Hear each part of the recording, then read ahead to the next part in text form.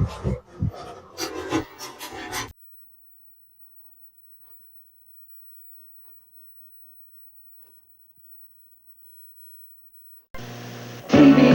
is right at home with you. This is 10 Eyewitness News with Greg Floyd.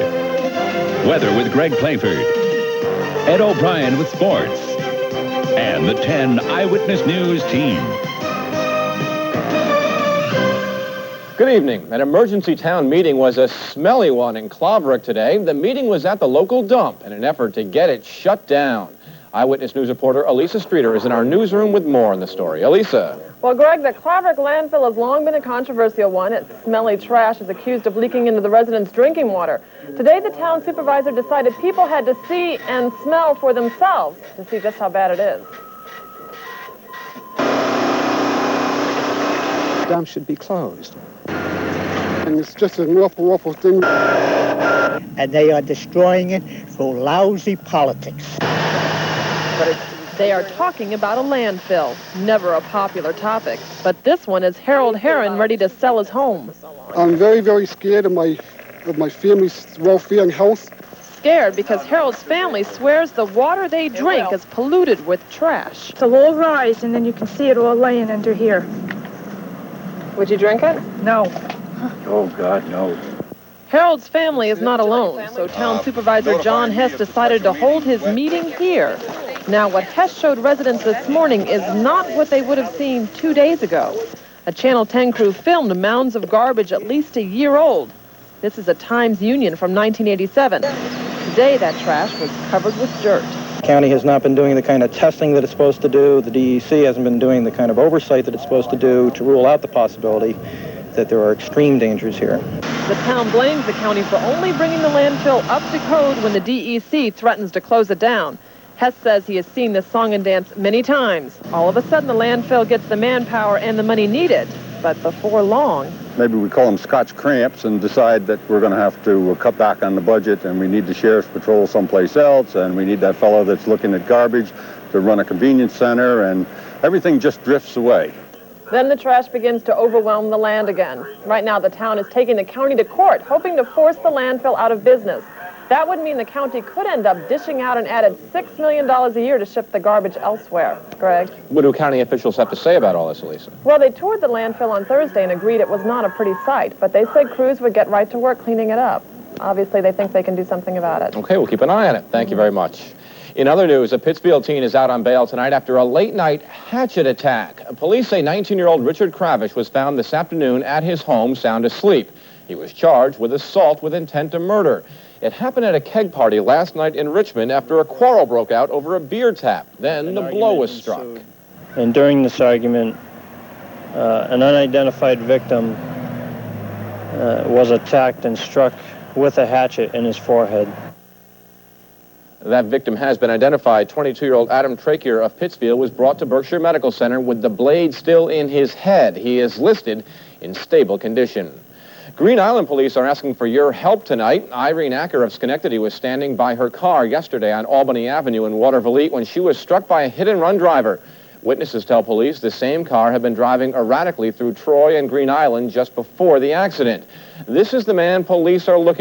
The suspect is a white male believed to be about 25 to 30 years old.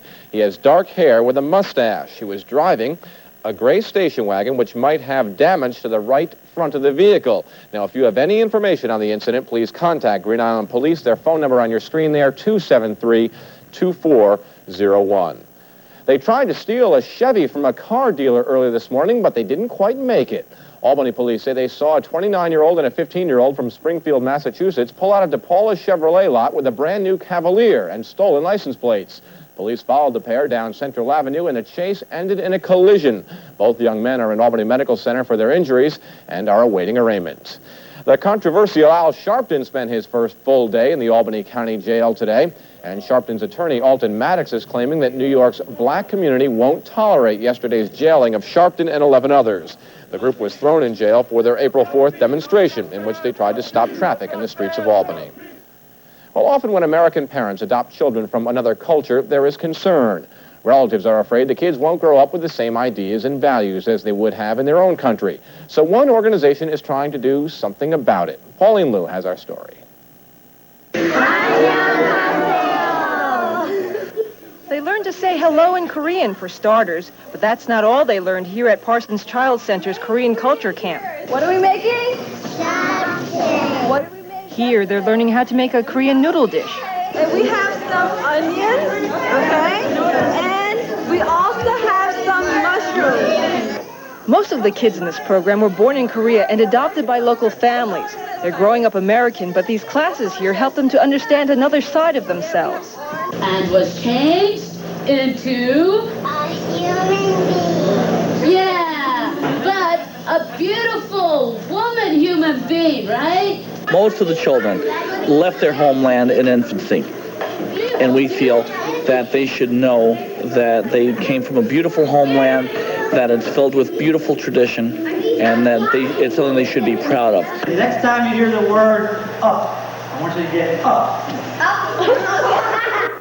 And joining in were many siblings who feel the classes will help them to better understand their Korean American brothers and sisters. You guys want to taste it again? Yeah! Of course, what the kids enjoyed most of all was being able to sample the results of their hard work. The program here mixes fun with self-discovery.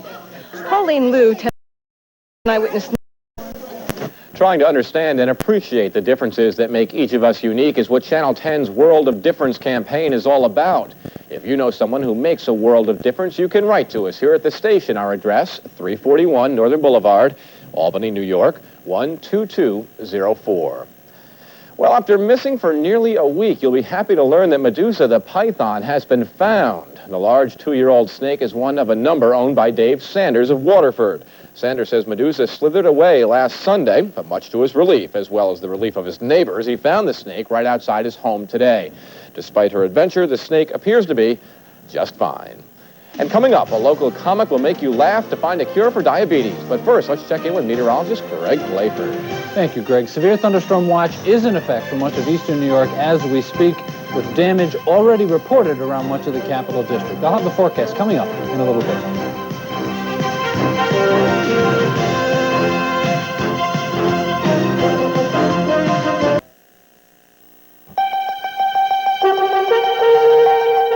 Coming up, hundreds flock to the health department in fear of hepatitis. More than 200 area residents have now been immunized against hepatitis. That I would contract hepatitis, and I just improved my chances by getting the shot. The Albany County Health Department has been offering to immunize people who ate at the Royal Oak restaurant in Latham between July 14th and 18th after a waitress there came down with hepatitis A. The restaurant has been permitted to stay open, and the health commissioner says that since those at risk have been immunized, things appear to be under control. People have generally responded very well. I think most people realize that the risk is very slight, and we're just trying to be very careful. Now, for those who still need to be immunized, the county's immunization clinic will remain open tomorrow for one last call between the hours of 11 a.m. and 12 noon. Diabetes is a disease which affects many, and a comedian with local ties is spreading his laughter to help fight it. Tom Parks is a rising star whose recent appearances on Johnny Carson have boosted his career. Technology just freaks me out. There's car telephones, for instance. I don't like the idea of people having cars in their phone. Because I think there's news you shouldn't get at 60 miles an hour. Pregnant, whoa! But if we're going to have car phones, I think we ought to have car phone answering machines. Tom's at home right now. And tonight, right here in the Capital District, Parks is giving a little something back. Parks will be starring at the Turf Inn at 8:30 tonight to benefit the American Diabetes Association. It is not the first time Parks has donated his talents. In fact, the comedian travels across the country, donating at least one of his shows at each stop to the Diabetes Fund. And an interesting note, Parks grew up right in this area. He graduated from Burnt Hills High School. Well, a New York City area man is swimming his way to the Big Apple and is already halfway there. Skip Storch, who started his travels across the Hudson River Thursday morning, continues those travels tonight. Storch is attempting to go from Albany to the Statue of Liberty. And our last word has it that he is somewhere between the Rhine Cliff Bridge and Poughkeepsie. He is doing this to show the purity of the Hudson River. Well, POWs who did not come home from the Vietnam War have been the topic of discussion in the news this week. The Vietnam veterans who did make it back are in the local spotlight this weekend. Vietnam was the only conflict our government got involved in where we lost. We were defeated. We withdrew. And for the most part, even today, 20 years after I returned, the government wants us to forget about it, and it wants the American public and the news media to totally ignore us. That was a scene from the show Spectrum. Vietnam veterans will be speaking out in a special two-part Spectrum airing this Sunday and next at 9:30 a.m. Well, the storm has taken over for a bit this evening, but what can we expect for the rest of the weekend? Meteorologist Greg Playford will have the answer when we come back. You know it's raining hard when you can hear it on the roof here in our studio. We just had a thunderstorm move right over the station about 10 minutes ago. It's moving east into Rensselaer County, so there's problems out. Severe thunderstorm watch in effect until 11 o'clock tonight. We've had severe thunderstorm warnings through Saratoga County, through Schenectady County, over to Berkshire County right now until 6:15. It's going to be a very active evening. Reports of damage, quarter-size hail over near Glenville, more hail in Scotia, power lines down, some tree outages. Yeah, the trees are out, certainly. The branches are off. In Melrose, Charlton, all kinds of problems. A lot of activity going on tonight. With the heat and humidity, 94 degrees, the high temperature, Greg, at the Albany County Airport today. Morning low, a sticky, uncomfortable 70 degrees. Puts us way above normal. Normals of 82 and 59. Not close, though, to the records of 144 degrees. Lots of haze in the background all throughout New York State. Dew points, when they start to get above 60 degrees, it's fairly uncomfortable. When you get above 65, it starts to get oppressive. Dew points in the mid to low 70s around the Capital District today. Partly sunny at the airport at 6 o'clock, but there are lots of thunderstorms around, but they are seeing sun now. Temperature at 83 degrees. It's cooled down quite quickly. The thunderstorms bring that cool air down from the upper levels of the atmosphere to the surface very quickly. 83 degrees right now. Relative humidity at 84%. Dew point is at 73. Barometric pressure falling from 2994. Winds out of the east. They've shifted around some thunderstorm activity, 8 miles per hour. And in the gauge at the airport, a trace of precipitation. We can see temperatures fairly comfortable in eastern New York because there's a lot of thunderstorm activity. But if you go farther east, Concord checking in with 94, Burlington, Vermont, 93, and with some cooler air coming in western New York, central New York also, Utica, 79, Syracuse checking in with 80. Severe thunderstorm watch in effect for all of eastern New York right now, moving into New England, just updated at 15 minutes past 6. I haven't had a chance to update it for you, but covering all the Hudson Valley now and then moving over into New England. 5 till 11 o'clock this evening, and of course the Capital District is now included in that watch area. Here's a satellite map, and we can see the progression of the frontal system that's causing all the problems. It starts over here about noontime in the center part of the Great Lakes and then progresses fairly eastward. There's a ridge of high pressure that's anchored off the mid-Atlantic coast, almost a Bermuda High kind of situation, that's pumping very warm, muggy air, a lot of heat, a lot of humidity. And the contrast, the clashing of the air masses between the cooler air trying to come down behind this frontal system and the warmer air pushing up on the other side of the ridge of high pressure, that's what's triggering off all the activity. It's going to take at least about 12 hours for this frontal system to push through New York State. That's why we have the watch in effect for most of the evening. The ridge will finally weaken, push a little bit farther to the east. A ridge of high pressure moving into the western part of the Great Lakes will dominate our weather during the latter half of tomorrow. It looks like starting at about noontime. So the better weather will be the farther to the west and the farther to the north you go during the day tomorrow. It'll take a while for the frontal system to move through eastern New York and down through the Big Apple. So it'll be hot, hazy, and humid during the early part of the day around here, and then the farther to the south and to the east you go, and then the ridge of high pressure will build in fairly quickly. So tomorrow morning's weather map shows the front just about pressing into the Capital District, the ridge of high pressure in the Great Lakes, and then by tomorrow afternoon the front should be through, ridge building in, keeping us cooler and a little less humid, so it'll be comfortable during the latter part of the day tomorrow. Here's my forecast for the remainder of this evening. Severe thunderstorm watch is in effect until 11 o'clock tonight. Lows on the muggy side, 70 to 75. For tomorrow, we'll have some showers and some clouds in the very early part of the day, then coming back with some sunshine. Temperatures a little bit cooler, a little more comfortable, 85 to 90. And for Monday, mostly sunny skies underneath that ridge of high pressure. Less humid, more comfortable, high temperature near 85. For southern Vermont and western Massachusetts, a few rumblings of thunder tonight, warm and muggy, low near 70. For tomorrow, showers, and then some sunshine comes back. And then fairly decent, high temperature, about 85 degrees. A long-range outlook calls for starting to warm up again by the end of the week. Okay, by the end of the week. I trust you. You do. All right, thanks, Greg. Saratoga County residents braved the storm to come out to the fair, and the Yankees try to get back on top. When we come back, Ed O'Brien will tell you if they did it.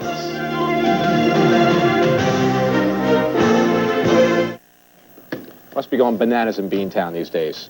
Unbelievable. Bananas in Beantown. That was alliterative, wasn't it? Didn't Really even good. try to be. It just kind of came out You that could way. be producing this show again before long with outstanding material like that. Anyway, Greg, this is getting out of hand. Red Sox this afternoon made it 16 out of 17, 19 in a row at Fenway. They beat Milwaukee once again. Let's take a look at the action now. First, Brewers manager Tom Trebelhorn complimenting the umpires on their fine work this afternoon. Roger Clemens on the mound, goes all the way for the 11th time this year. He struck out 13. He issued only one walk, and that was intentional. 2-2, ninth inning, bases loaded. Marty Barrett shoots one through the left side. That's it. Boston wins again, 3-2. Up in Toronto now, the Yankees looking to snap a 2-game losing streak, and the Yanks get on the board in the first, another one here in the third. Ricky Henderson scored both of them. This one on the RBI single by Don Mattingly. So it's 2-0, and Jesse Barfield wants to make sure the Yanks don't get any more. Makes a nice play on the sinking drive in foul territory. Meantime, John Candelaria pitching for New York in this game. He has a shutout going until Barfield tags him here in the fifth inning, solo home run, but the Yanks would get that run back on Winfield's 20th of the year. 3-1, the Yankees take it. Other scores in the American League this afternoon. Well, first of all, Texas and Detroit. That's right, Detroit. D-E-T-R-O-I-T. They'll play later on. California and Chicago, it's 14-11. And they're in the eighth inning in that game. Minnesota beat Cleveland 4-2 in the National. San Francisco leads Atlanta in the seventh. And Danny Heap is now pitching for the Dodgers. Houston's on top by 10. And they're in the eighth. In horse racing, a big one this afternoon from Monmouth Park in New Jersey. Yes, it's the one and only Haskell Invitational. Across the track. Now seeking the gold in front by a head. Along the inside, 49er. Private Terms in the middle of the track and Primal. And down the stretch they come. Head-to-head, stride for stride. 49er on the rail. Seeking the gold on the outside. 16th of a mile to go. Noses apart. 49er and seeking the gold. Wow. Wow, indeed. 49er on the inside just does hold on to win by a nose, beating out Seeking the Gold, who strangely enough ran second. We hope to see them both at Saratoga. Well, this is Hall of Fame weekend. Tomorrow, baseball. Today, it was football's turn. 4 more inductees into the Football Hall of Fame in Canton, Ohio. Fred Biletnikoff, the great Raiders wide receiver who made Stickum a household name. And, of course, Mike Ditka, now the coach. They say he revolutionized the tight end position. Jack Ham, the linebacker for those great Steelers teams of the 70s. And, of course, Alan Page, the former Bears and Vikings defensive tackle who later ran the Players Association. Then, on to the annual Hall of Fame game, Cincinnati and Los Angeles. Bengals leading 7-0 when Hugh Millen has the pass picked off by David Fulcher. He brings it all the way down to the Rams 4. This is a real nice piece of running on Fulcher's part, and it doesn't take long for the Bengals to cash in after that. On the very next play, Turk Schonert hits Ira Hillary for the touchdown. Cincinnati wins 14-7. Of course, the Arena Football Championship is later tonight. We'll have highlights on Nightcast. In tennis, the finals are set in the Volvo International up at Stratton Mountain, and second-seeded Andre Agassi advanced to the finals with a straight sets win this afternoon over Dan Goldie. 6-3 in each. He'll play Paul Annacone for the title. In boxing, the scene, Atlantic City. The fight for the WBA junior middleweight crown, the champion Julian Jackson taking on Buster Drayton. That's the champ in the gold trunks, and the challenger, Drayton, he's on the canvas in second round action. Now this time he'd get up, but no such luck for Drayton in the third. Jackson nails him with a solid left. It's like one of those cartoons where the guy runs into the wall and just falls back. Let's take another look now. The big left by the champion. It's lights out. Julian Jackson successfully defends his title with a third-round knockout. Finally, we have the NBA's version of Glasnost. Yes, from the Soviet Union, it's the USSR against the Atlanta Hawks. They have a funny way of keeping time over there. Here's Alexander Volkov. He could be related to the wrestler Nikolai. We don't know yet. Anyway, he had a good day against the Hawks. He had 35. Atlanta, on the other hand, got next to nothing out of Dominique. Spud Webb led the Hawks with 25. The Soviets won it 132 to 123. Again, Arena Bowl 2 tonight in suburban Chicago. I believe it's Detroit and Chicago. Of course, you know. Oh, I got my VCR set already, yeah. Thanks. We'll have it on in the newsroom. Okay. No wagering, please. Okay. Woody Stevens comes to Saratoga a winner. Can't wait. Good to see. Angel says he's going to win the riding title back, too. He might be right. Thank you, sir. Santos and Day and Robbie Davis. It's going to be great up there. Okay, and now I can say, speaking of Saratoga, it's a place soon to be hopping with tourists and race fans, but today the city of Saratoga is celebrating another tradition. It is the Saratoga County Fair, complete with rides, games, livestock, and lots of other attractions. The fair is not new to Saratoga, no, sir. In fact, this marks the 147th year the fair has entertained the community. And that's it for us entertaining you. We thank you very much for being with us. We'll be back again tonight at 11. Right now, it is World News Saturday. Please stay tuned and have a good night.